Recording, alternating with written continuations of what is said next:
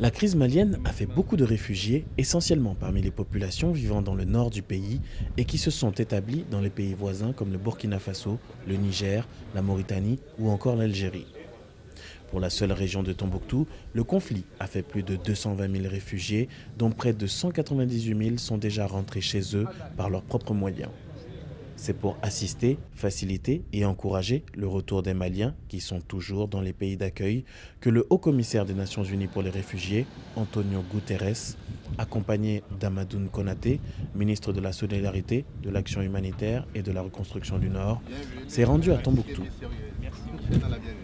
Pour ces deux personnalités, l'objectif de la visite est de rencontrer les ex-réfugiés pour faire avec eux le point exact de leur situation et prendre les mesures appropriées afin de mieux préparer le retour des près de 20 000 Maliens encore réfugiés. C'est l'Institut Ahmed Baba de Tombouctou qui a accueilli cette rencontre. Attention à l'escalier.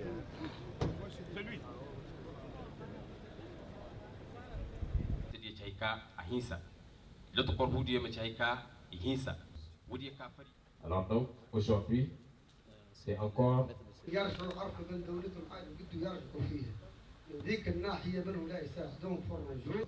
c'est-à-dire au pays d'Angosé Tamachektina. Ahaka, Tumbuta Bilal Soudan, ou Bismillah. Aussi, Pia, Kawani Tigatnasa, avec Asa, Al-Nafan, South Nessaki, la région d'Arabie.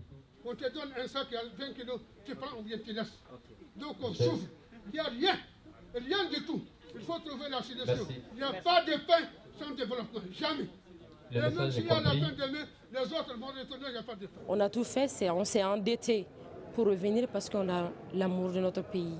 On sait qu'on ne pouvait pas toujours continuer là-bas. Il y a de nos familles, il y a des enfants, ils ont besoin de l'éducation, ils ont besoin de la santé et tout ça. Je crois que quand on est dans son propre pays, tout est possible. Aujourd'hui, nous avons vu encore, dans un processus qui n'est pas organisé, parce que pour le moment c'est un processus spontané, on a vu que les Maliens veulent revenir au Mali.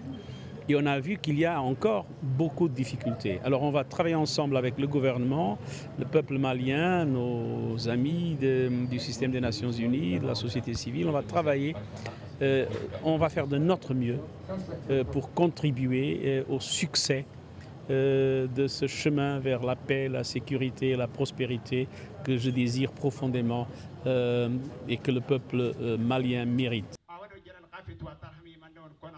Au cours de cette rencontre, les représentants des différentes communautés ont tour à tour évoqué leurs conditions de vie.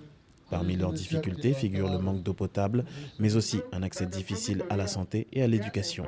Par ailleurs, un accent particulier a été mis sur la réinsertion, qui est un élément capital pour le retour volontaire des autres compatriotes restés à l'étranger.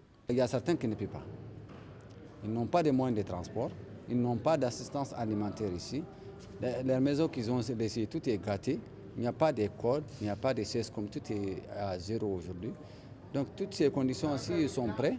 Je suis sûr qu'ils veulent les rentrer, mais...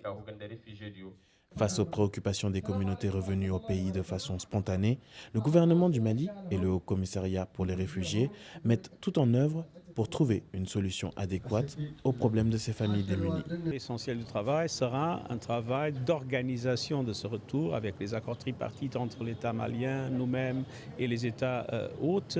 Et dès qu'il y ait des conditions de sécurité et de durabilité de ce retour, en organisant et appuyant les gens, mais d'une façon structurée. Pour le moment, ce qu'on peut faire, c'est naturellement augmenter nos efforts, et on l'a décidé, pour pouvoir venir avec une aide d'urgence à ces populations démunies qui sont rentrées spontanément sans une organisation qui n'est pas encore en place parce que c'est encore trop tôt. L'État est de retour. Nous sommes à côté de ces populations et plus que ça, je dis, la gouvernance sociale a repris. De plus en plus, nous allons mettre en place une intervention humanitaire coordonnée. Ce que fait l'État, qui n'a jamais été peu, soit plus visible et ait plus d'impact. Cela, je dis, dans 6 semaines, la différence sera vue. Avant de quitter Tombouctou, Antonio Guterres et sa délégation ont visité certains sites de la ville des 333 et ont pu constater les progrès réalisés dans le cadre du retour à la normale.